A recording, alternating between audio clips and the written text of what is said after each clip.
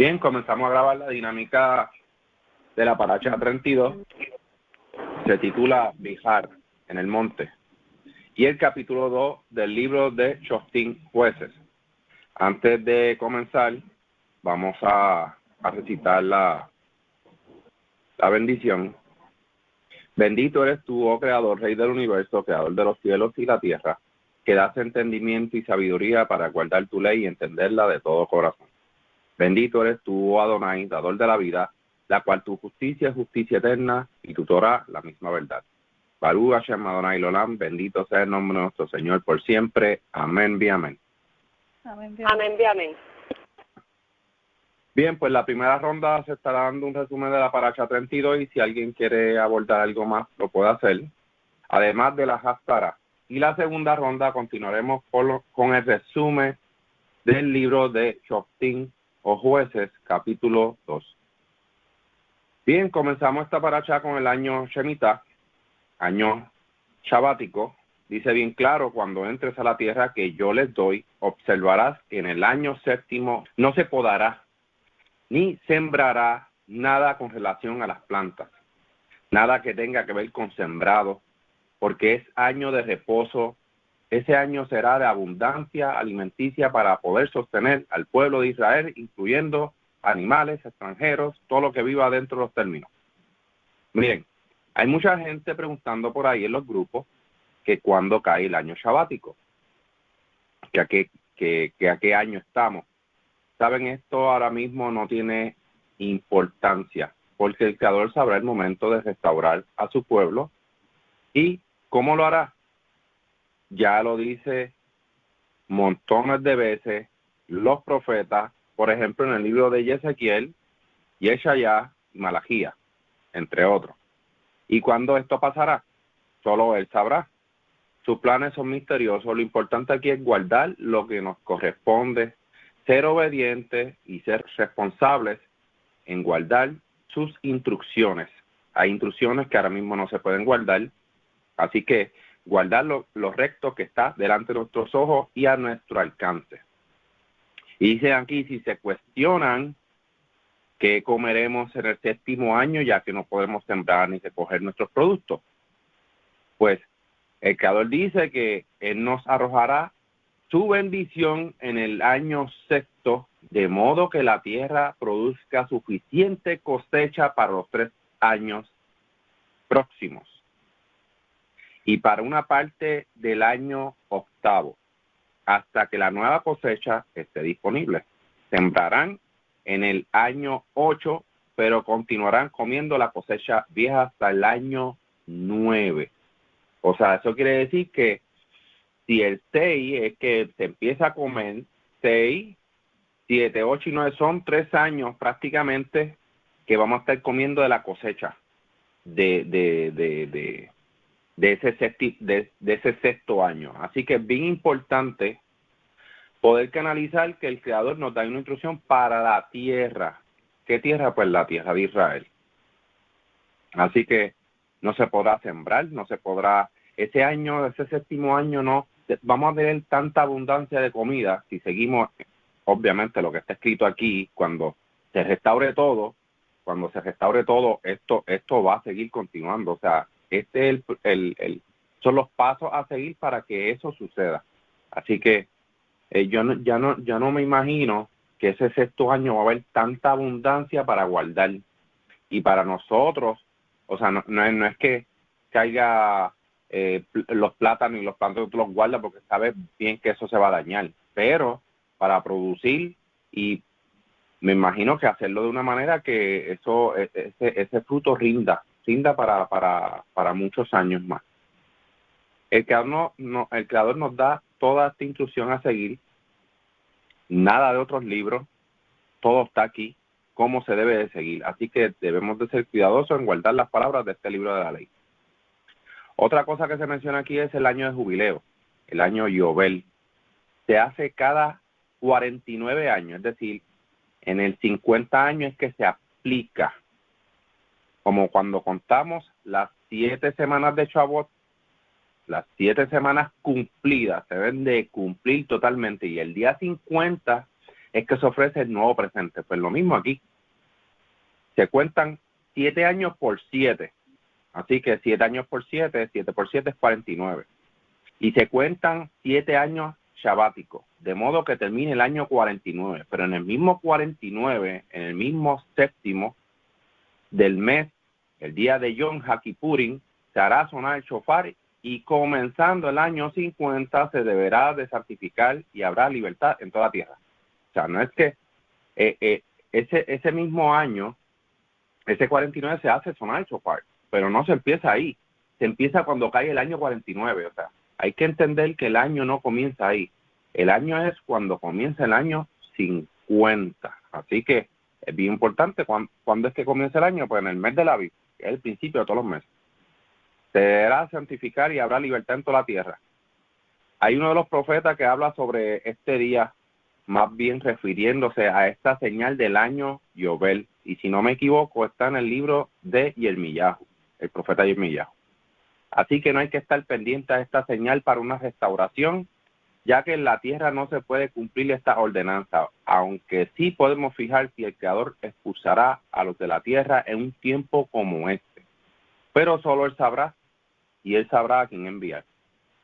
Muchos han perdido el conteo y otros solo guardan lo que les corresponde de la ley. Así uno puede garantizar un retorno seguro. ¿Cómo podemos garantizar un retorno seguro?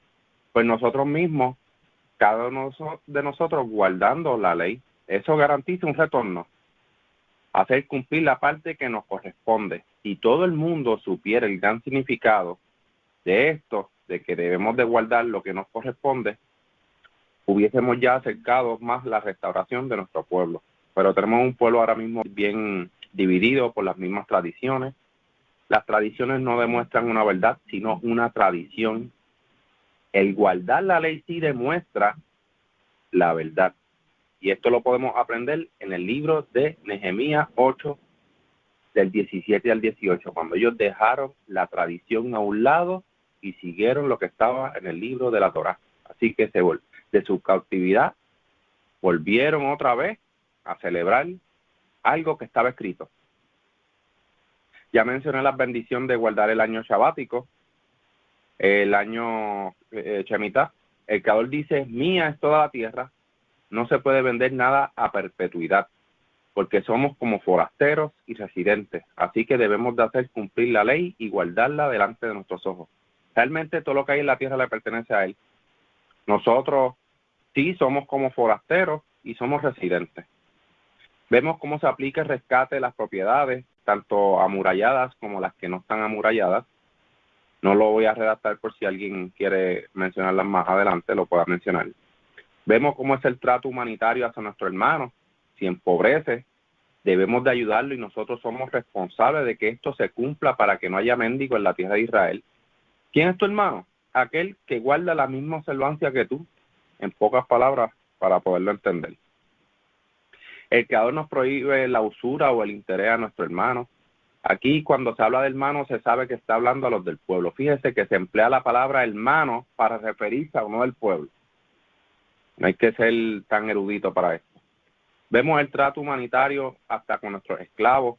Hoy en día, si tienes algún sirviente o alguien que has comprado por dinero para ayudar en el hogar, en el campo, con los hijos, en la casa, lo que sea, deberás de tratarlo dignamente. Aquí hay cosas que ya están explicadas y no necesitan ser más explicadas de lo que están aquí. Así que voy a leer algo rapidito que me pareció bastante interesante. Como mencioné, no necesitan estar explicadas. Dice, si un extranjero que reside contigo se hace rico mientras tu hermano empobrece, estando con él, y es vendido a un extranjero que reside contigo, o a un ídolo de una familia extranjera, después de haber sido vendido deberá ser redimido. Uno de sus hermanos deberá rescatarlo, o su tío, su primo, deberá rescatarlo, o algún pariente cercano deberá rescatarlo. Y si obtuviste los medios de que adquiera su propiedad, entonces deberá calcular junto con él lo que compró, cuántos años hay desde que se vendió, hasta el jubileo. El valor por el cual fue vendido deberá ser prorrateado por la cantidad total de años como si hubiese sido un empleado. Dice, Si aún quedan muchos años, deberá devolver más dinero en proporción a los años. Y si falta poco para llegar al año de jubileo, deberá devolver menos dinero en proporción a los años que le quede. Tendrá el mismo estatus que un empleado contratado por año, que no lo humille con trabajos innecesarios ante tus ojos. En caso de que no se pueda recuperar su libertad, saldrá libre en el año de jubileo, él y junto con sus hijos. Pues los israelitas son mis sirvientes. Yo los saqué de Egipto, yo soy el creador Elohim de ustedes. Más bien, aquí vemos que el creador hace una causa por su pueblo. Nosotros somos sirvientes del creador, de nadie más. Nosotros no podemos ser sirvientes de otras personas. Así que esta parte es buena tenerla claro en nuestra cabeza. Y por último, terminando en el comienzo del 26, dice: no se hagan ídolos, ni erijan estatuas o pilares para idolatría, ni coloquen piedras sobre el piso en la tierra de ustedes para prosternarse, pues yo soy el creador Elohim de ustedes. Cuiden mis días de Shabbat y reverencien mi santuario, yo soy el creador. Fíjese, concluyendo aquí, yo sé que pues así es que se divide la porción, pero concluyendo aquí nos da a entender y nos enseña mucho de que el creador es el Elohim de nosotros y nosotros debemos de servirlo con todo nuestro corazón y con toda nuestra alma. Seguimos con la ronda con Ilian. No sé si queda algún aporte sobre esta porción o las haftarah. Adelante, Ilian. Sí, gracias. Creo que ya tú lo has resumido por completo. Tanto el año Shemitah como el año Yovel, que es el año sabático y el año de jubileo, son años de descanso de la tierra, así que no se puede realizar labores agrícolas en la tierra de Israel.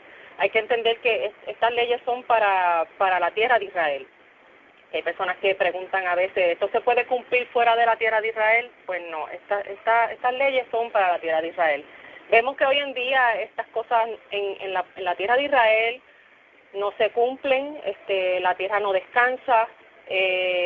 Vemos también que aquí estos años son para, o sea, esto es una obediencia, esta demostración del pueblo al cumplir estas leyes de estos años, son una demostración de obediencia y confianza en el Creador, ya que si cumplían con estas leyes, esto haría que la provisión sea fructífera después de 3 años, o sea, la tierra descansaba y luego de 3 años ellos iban entonces a recoger a ver el fruto de nuevo de la cosecha nueva después del año de descanso. Y es bien interesante que el Creador le dice como que esto va a haber suficiente, durante 3 años va a haber suficiente, y estos 3 años que van a pasar, el año de descanso más los 2 años adicionales que son del nuevo cultivo hasta ver entonces la cosecha, iban a ser de provisión, o sea, ellos no iban a estar desprovistos porque el Creador le iba a proveer. Y entonces pues el pueblo tenía que depositar esa confianza en el Creador, en lo que se estaba diciendo que se iba a cumplir. Es bien interesante también que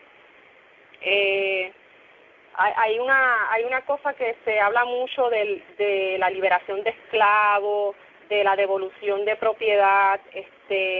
Quiero hablar un poco de eso, y es que primero que nada yo lo veo de esta manera. Dentro del pueblo de Israel no había venta ni compra de esclavos. O sea, la esclavitud no existía dentro del pueblo de Israel porque el pueblo de Israel fue esclavo en el pueblo de Egipto y el Creador le prohibió esta conducta que hicieron los egipcios con ellos, que los hebreos lo hicieran con sus extranjeros o con su hermano.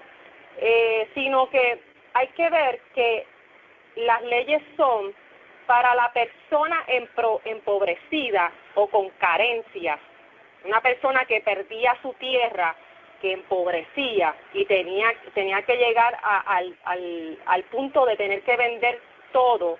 Esa persona podía servir de siervo jornadero, o sea, de un trabajador a otro hacendado, a otro que tuviera tierras dentro de Israel. Esta persona se ofreció, o sea, era un empleado de esta persona, y esta persona podía tener la oportunidad de trabajar 50 años para esta persona y exactamente, o sea, trabajé por 49 años y a los 50 años él tenía que ser liberado y esta liberación era para darle oportunidad también a él o a su descendencia a recuperar la tierra que había perdido en un inicio. O sea, esto es algo que es bien interesante. Aquí no se trata de que el pueblo era injusto y tenía esclavos que lo forzaban a trabajar, etcétera, etcétera. No, era la persona que no tuviera tierras o que por alguna razón hubiera perdido esas tierras que se le dieron por heredad. Esa persona empobrecida tenía la oportunidad de alimentar a su familia trabajando para otro que sí tuviera tierra. Y ese otro, ¿verdad? Dueño de tierras que lo acogió a él para que fuera su jornalero o siervo o trabajador, como lo quieran llamar, se tenía que tratar de una forma humana y esa persona también tenía la oportunidad de servir por tantos años y luego ser libre y entonces recuperar su tierra para trabajar para sí mismo, porque el propósito de todo esto era que los hijos de Israel no iban a ser esclavos de nadie, o sea, iban a ser dueños de sus propias tierras y iban a trabajar para sí mismos y para sus familias. Esto es algo que quería, ¿verdad?, explicar, porque a veces dicen, no, que la esclavitud, que eso, que el creador aceptaba eso, bla, bla, bla, pues no es como la gente lo malinterpreta. Otra cosa que quería añadir es que a diferencia del Shabbat, que no hay duda de que en qué día es que se celebra, ya que el pueblo de Israel lo ha guardado por generaciones, el año Shemitah, se ha tratado de buscar cuándo es que cae para poder guardarlo, separarlo, y es algo que a ciencia cierta no se sabe cuándo es que cae el año Shemitah y el año Yovel. Y es bien interesante que hay un relato en Nehemías, capítulo 10, donde la gente durante el periodo del Segundo Templo observaba, buscaron la manera de reorganizarse para observar el año Shemitah. Cuando regresaron a la herencia de sus tierras, ellos en esos capítulos de Nehemías, ellos trataron de dividir las tierras conforme a como estaba originalmente para poder guardar ese año Shemitah, ese año séptimo, sabático. Es bien interesante porque hoy en día eso también es una de las cosas de por qué no se puede celebrar, no se puede guardar ese séptimo año, y es porque la tierra de Israel no está dividida como se supone que estuviera originalmente para los tiempos de Josué, cuando entraron a la tierra y se dividieron. Esta división es bien importante para que entonces se pudiera observar esta ordenanza del año sabático. Otra cosa bien interesante que me llamó también mucho la atención es que también adicional a la misericordia que el Creador muestra a la tierra, a las personas, a los animales, hay una observancia que dice que no podías ponerle bozal a tu buey mientras araba la tierra. Vemos un sinnúmero de leyes, ordenanzas que lo que muestran es misericordia. Lo mencionaste muy bien, lo de no recoger el fruto. El propósito también de este séptimo año era que el fruto de la tierra cayera, no fuera recogido, porque entonces el que era pobre, el mendigo, podía ir y recogerlo por sí mismo y tener alimento. O sea, era algo que para mí es súper impresionante, porque es la demostración más grande de misericordia que tiene el Creador al hombre, a la tierra, a los animales, a todo ser vivo que habita aquí en su creación. Y nada, eso de verdad que es de lo más que puedo sacar de esta parashá. Yo sé que ya se ha repetido, pero es lo más que puedo en estos momentos, ¿verdad?, que saqué de apuntes que son importantes siempre recalcar. Gracias. Gracias, Ilian, por el aporte. Y sí, abundando un poquito más, cuando el pueblo fue cautivo, el Creador también habla de que ya la tierra ha pasado un reposo y llevará otra vez a su pueblo otra vez a la tierra. Y es por eso que en el libro de Nehemías también se habla de eso, de esa restauración, porque ya la tierra también ha tenido un reposo del hombre. La tierra necesita esos reposos. ¿Para qué? Para no ser explotada, al igual que nosotros, que necesitamos un reposo para no ser explotados. Y yo creo que es bastante interesante que lo hayas traído. No sé si Jonabé quiere aportar algo sobre esta porción. Sí, Charles, algo rapidito. Bueno, vemos que el ser humano, ¿verdad?, goza de un descanso semanal. Cada séptimo día dejamos el ajetreo del hacer para descansar y cumplir con nuestro Creador, lo que para nosotros es el Santo Shabbat.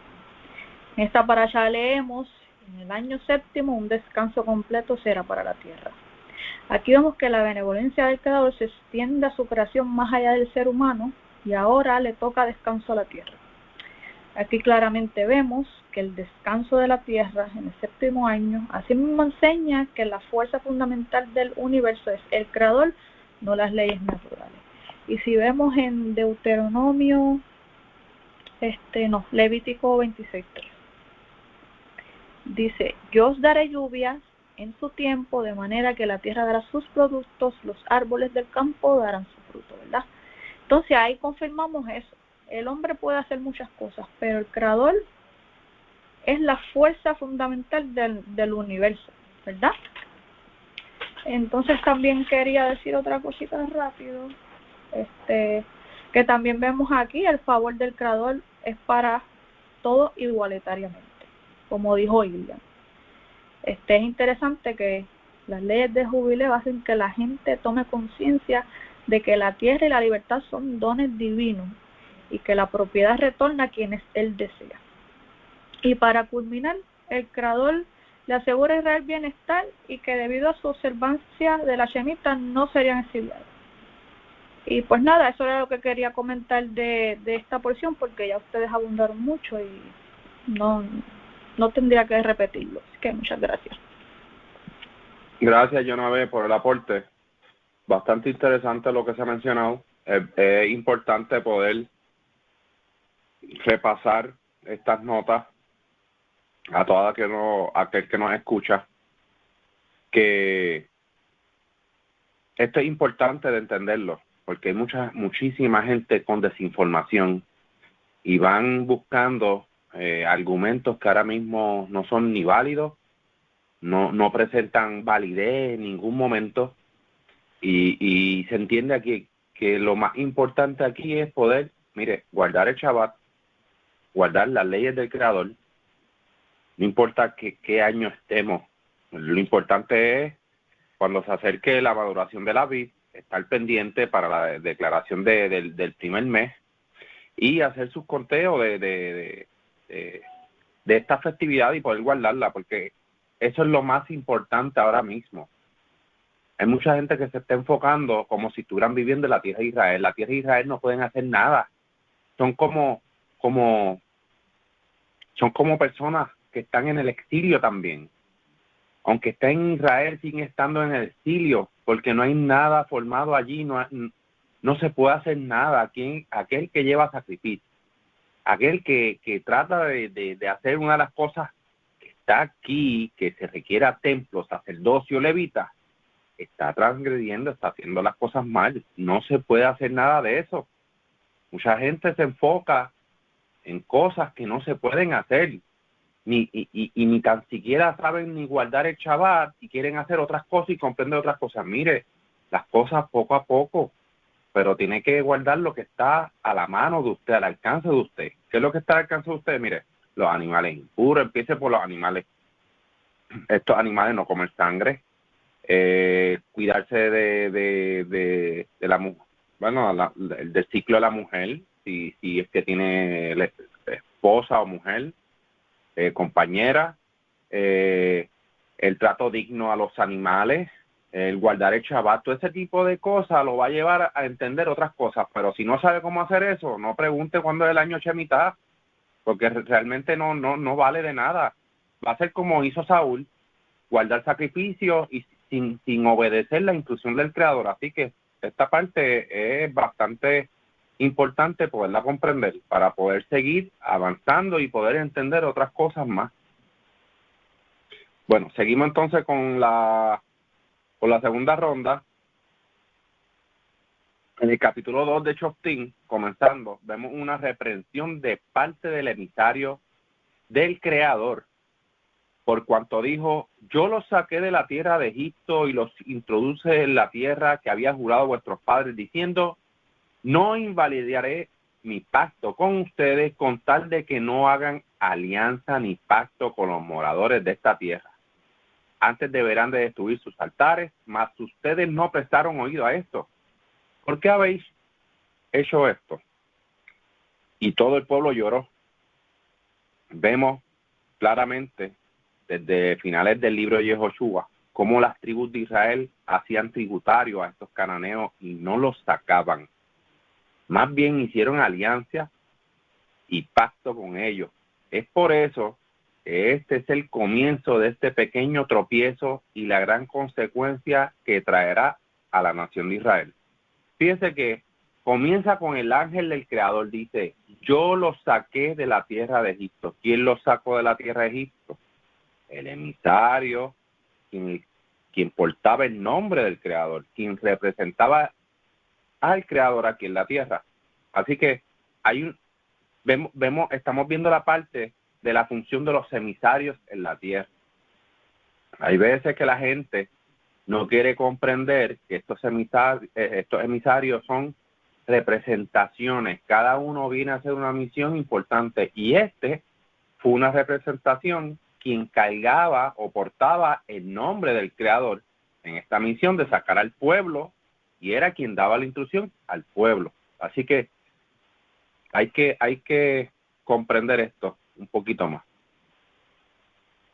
Dice el 10 de este capítulo que se levantó una generación luego de la muerte de Jehoshua y los ancianos de aquel momento, de que no reconocieron al Creador y habían hecho entonces lo contrario. En otras palabras, dejaron la ley y estos se estaban integrando a ser como los cananeos que habían dejado allí. Y los hijos de Israel se prostituyeron a ojos del Creador y sirvieron a los Baales. En otras palabras, se desviaron de la Torá. Y cuando se desvían de la Torá, ya sabemos que está la bendición y la maldición. Por lo tanto, comienza la maldición. Miren, este panorama es fácil de entender. Aquí no hay que hacer ecuaciones. Esto uno lo lee o hace un análisis de comprensión y lo puede entender. No hay más nada fuera del Creador. No hay más nada fuera de su ley, lo cual es eterna y para todas las generaciones. Sabemos que las naciones tienen muchas deidades, ídolos, y adoran imágenes, tanto de hombre como de bestia. Se inclina hacia el sol, la luna, las estrellas, las reverencian y hacen muchas otras cosas más, con el palo, con la madera, con el yeso, con el hombre del pelo largo, con el que viene bajando de las nubes. Bueno, nosotros, teniendo conocimiento de esto, debemos de aprender de lo que le pasó a Israel. Israel venía con la Torá. La Torá no tiene nada de adoración fuera del Creador. Entonces vemos cómo el pueblo de Israel se prostituye con estos cananeos. ¿Qué tenían estos cananeos? Sí, les servían a los Baales. Es por eso y la importancia de poder estudiar y comprender los escritos y los profetas. Entonces podemos seguir haciendo análisis, resumen de comprensión de lo que son las porciones de la Torá, pero estudiar los escritos y los profetas nos van a ayudar a entender el trasfondo de la historia, de lo que pasó, el por qué. Cómo Israel se corrompió, por qué hay tantas prácticas, costumbres y tradiciones que ni siquiera están en las instrucciones que el Creador le dio a Moshe. No, es que no están ahí esas prácticas. Entonces uno va a buscar información del judaísmo y vemos un chorrete de costumbres que tú dices, pero ven acá, ¿pero qué es esto? Pero ¿y dónde sale eso? ¿Dónde sale de ponerte el zapato derecho? ¿Dónde sale de mojarte las manos cuando te levantes? ¿Dónde sale todo eso? ¿Dónde sale como el creador de no encender las velas en Shabbat? ¿Dónde sale? No sale en ningún lado. Son costumbres de hombres aprendidos de otro hombre para dejar las instrucciones que el creador dio a su pueblo para seguir las tradiciones y costumbres de estas naciones. Vete tú a saber qué hacían esos cananeos. Está a cada uno de discreción de poder entender. Debemos de cuidarnos mucho a quién le hacemos reverencia, porque las naciones fueron por tropiezos para el pueblo de Israel, y eso se ve en la historia de estos escritos, así que debemos de estudiar y aprender de ellos. Es por eso que se hace redacción y recordatorio.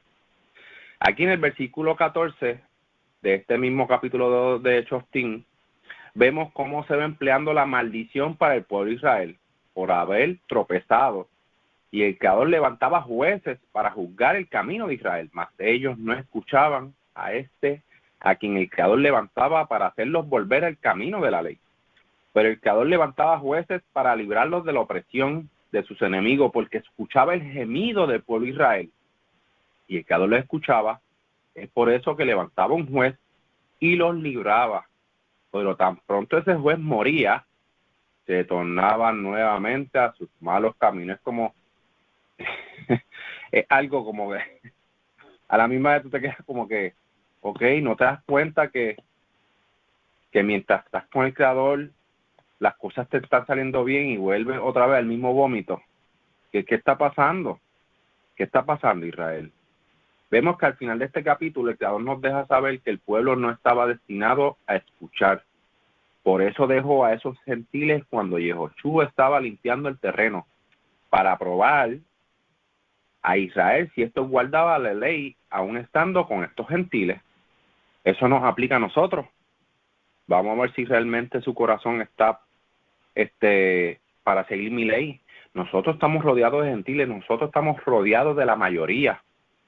Así que nosotros estamos más aún a prueba si realmente amamos al Creador como debemos de amarlo. Y nos dice la Torá. Si estamos así, el Creador nos prosperará.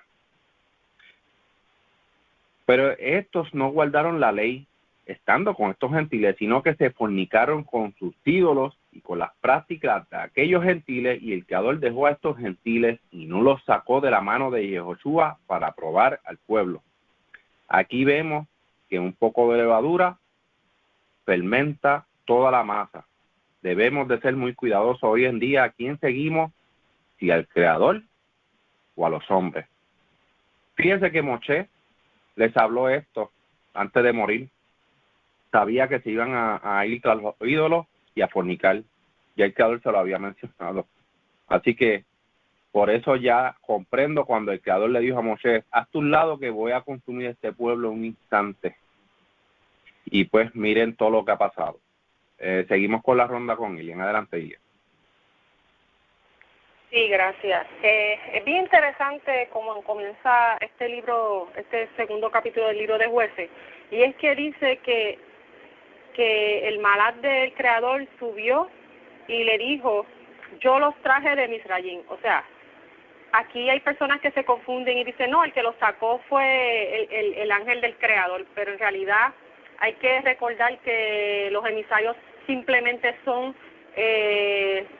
mensajeros del Creador. O sea, ellos no hacen nada por ellos mismos, sino que lo que ellos hacen todo proviene del Creador. O sea, que aquí el que los sacó de Egipto es el Creador, pero por medio de su ángel, que fue el que envió, y eso lo sabemos también porque podemos leer en Éxodo capítulo 23, el Creador le dice al pueblo, yo estoy enviando a mi malaj, a mi ángel, delante de ti para que te guardes del camino y te traiga al lugar que yo te he preparado. Presta atención a él. O sea, que el pueblo, Moshe y el pueblo tenían que escuchar al malajín, porque el malajín iba a hablar palabra del Creador. Presta atención a él, escucha lo que él dice y no te rebeles contra él, porque él no perdonará ninguna obra de maldad tuya, puesto que mi nombre reside en él. Es bien interesante recordar que los emisarios, ellos todo lo que hacen prácticamente es como si fuera el Creador mismo.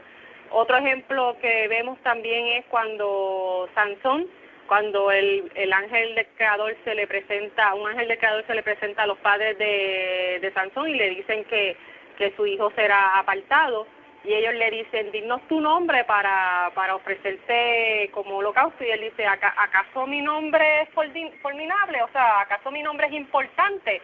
Lo importante es el mensaje y de quién proviene, no yo, no el mensajero. Y es bien interesante tener en cuenta siempre eso, que y sin importar quién era el mensajero, lo importante era de quién provenía el mensaje. Y esto es una de las cosas que vemos también, por ejemplo, con los profetas, aquí con el libro de Jueces, porque el Creador levanta jueces dentro del pueblo para librarlos. Y es bien interesante porque todas estas personas, el Creador los escogía para llevar el mensaje que él quería transmitirle al pueblo. Otra cosa que vemos es, que ya mencionaste, es que el pueblo rompe el pacto que había hecho con el Creador. Es por eso que todas estas angustias empiezan a recaer sobre el pueblo. Diferentes pueblos enemigos rodeaban a Israel, los atacaban. El Creador no estaba a favor del pueblo, los dejaba perecer, o sea, perdían delante de sus enemigos, porque pues el Creador ya se lo había advertido. Si abandonan mi pacto para hacer lo malo, van a sufrir las consecuencias. Ya estaba advertido, y el pueblo como quiera se olvidó. Ya después de la muerte de Yehoshua, esa generación de Yehoshua murió y se levantó una nueva generación que olvidó el pacto y quiso hacer lo que le daba la gana. No expulsaron a los pueblos que tenían que expulsar, sino que se mezclaron con ellos, adoptaron sus costumbres, empezaron a hacer lo malo. Y aquí vemos, ¿ves?, cómo las consecuencias de lo que, ¿verdad?, de su desobediencia. Otra cosa bien interesante que quiero mencionar es que ya aquí y para el próximo capítulo se empieza a hablar del primer juez que el Creador levanta dentro de Israel, porque aquí ya no habían reyes, aquí lo que se levantan son jueces. Por ejemplo, Josué fue un juez también, Moshe prácticamente fue un juez también, fue un juez ante Faraón, juzgó al pueblo de Misraim, y vemos que estos jueces que se levantan eran personas justas, que el Creador escogía en base a su corazón y los ponía para juzgar al pueblo. Es bien interesante que el primero es Otoniel, el primero que se menciona es Otoniel, que interesantemente es el sobrino de Caleb. Recordemos que Caleb era la otra persona que andaba con Josué cuando fueron los espías a ver la tierra de Canaán, y regresaron con el reporte donde Moshe y los demás dieron reportes negativos, y fue Caleb y Josué quien dieron los reportes de aliento de que nosotros podemos, el Creador está con nosotros, el Creador nos va a dar la victoria.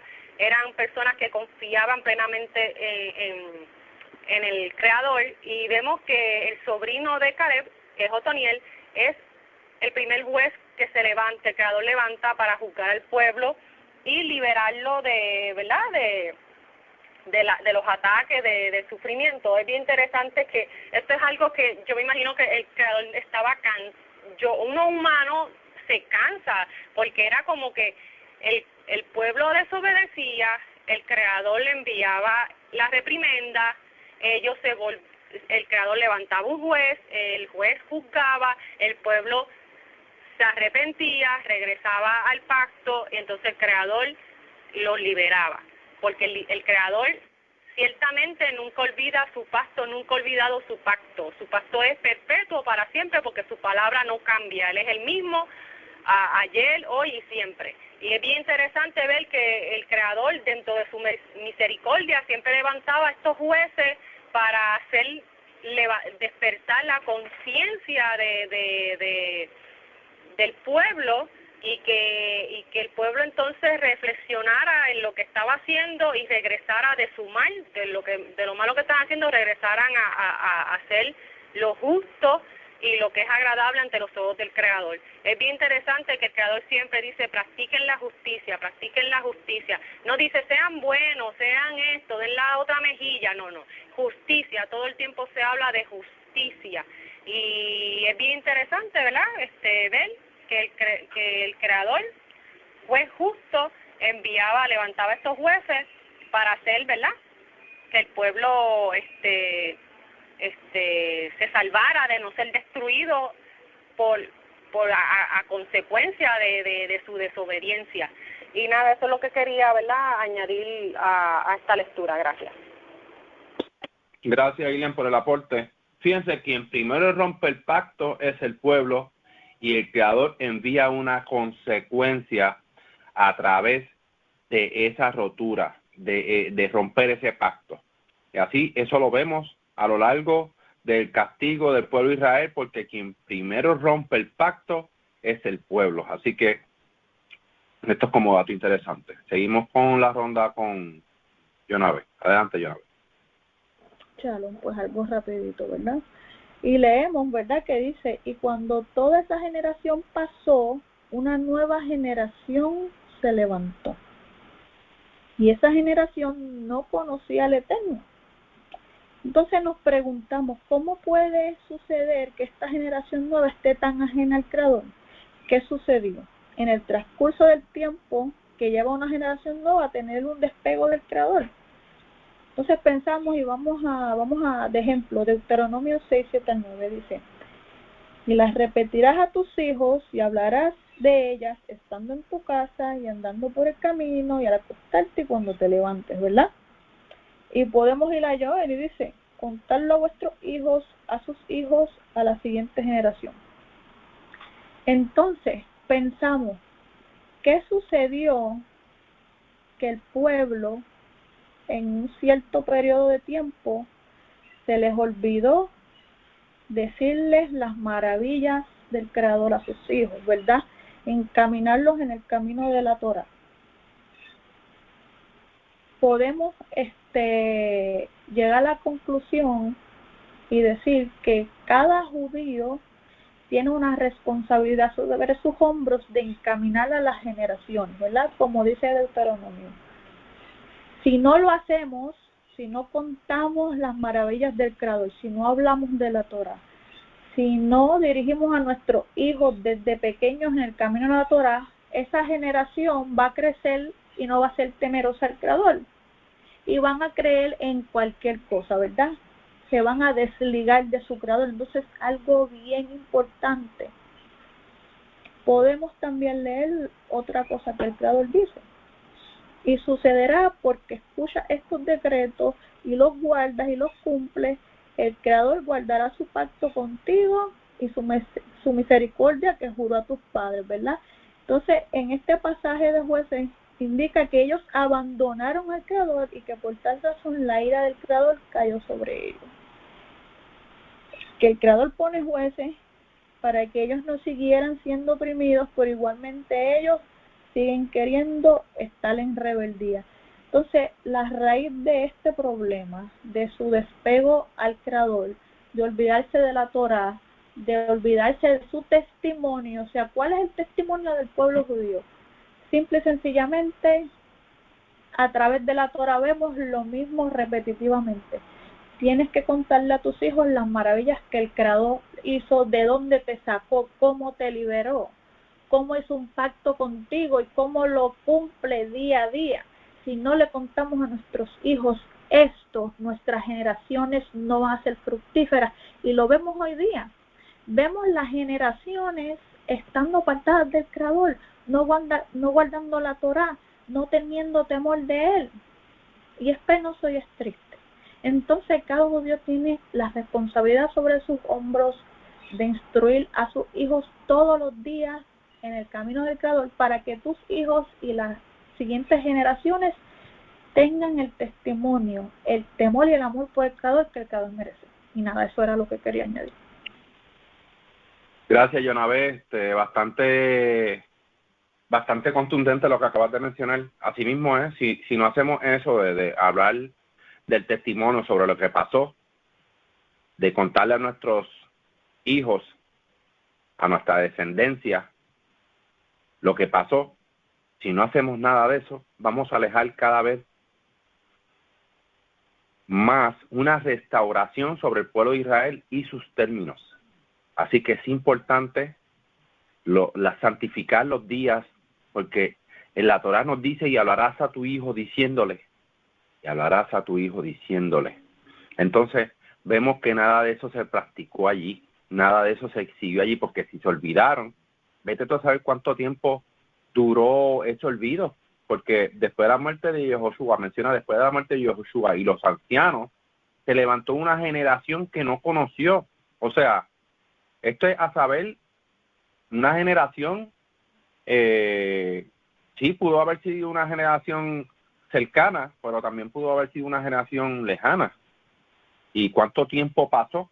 Sí, yo entiendo que lo dice ahí, lo dice, lo va a indicar, pero aún así es como que uno se queda, wow, no guardaron nada, o sea, se olvidaron de todo. Una cosa increíble, se fornicaron. Por eso es tan importante nosotros estando en el exilio, cualquiera que venga de las naciones a decir, no, porque este es mi Dios, ajá, ese es el tuyo. Y sigue tus costumbres si tú quieres, pero a mí tú no me vas a cambiar la manera en que yo tengo establecido lo que es. Porque yo conozco la verdad, tú no. Tú le adoras el yeso, el palo, al que baja de las nubes, al que dice que va a venir, que está viniendo desde hace muchos años, a un Baal, al Cordero, que es prácticamente la deidad de Egipto. Por eso se sacrifica un cordero, para demostrar en esa festividad que no es ningún Dios.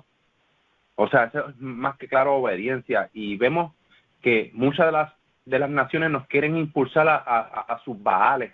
Entonces, eso fue lo que pasó exactamente con Israel. Ese pushing, ese acoso, de que mira, esto es lo que nosotros hacemos. Me imagino que vieron eso tan interesante, tan libre, y decidieron servirle a esos Baales y abandonaron servirle al Creador. No sé si alguien más quiere dar algún aporte final.